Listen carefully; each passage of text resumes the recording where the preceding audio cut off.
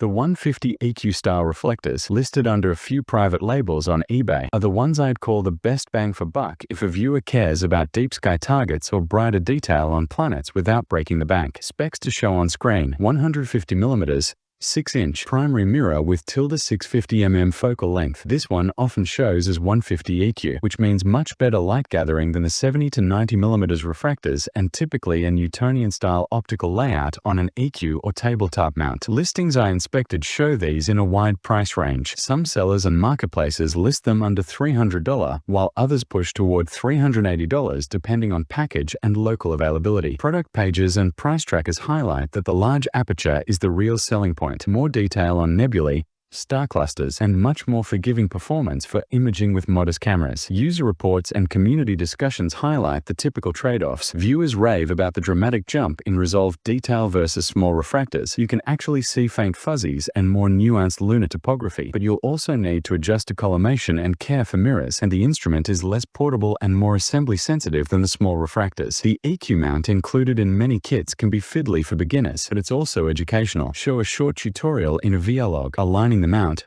collimation demo, and what 6 inches lets you see, and you'll add real value for your audience. End the segment with the reminder phrase we share by links in description box, and if you like, I'll also draft a 90-second voiceover script that explains collimation in plain language for your viewers. Pros: much higher light gathering and deep sky potential. Great value for those who want substantive views. Cons: heavier and less portable, needs maintenance, collimation, and the included mount is often the weak link unless you upgrade. For vlogging, show an on-sky montage, wide field clusters, slow pan across the moon, and then a quick pro tip about mount stability. That's the content that converts viewers into buyers.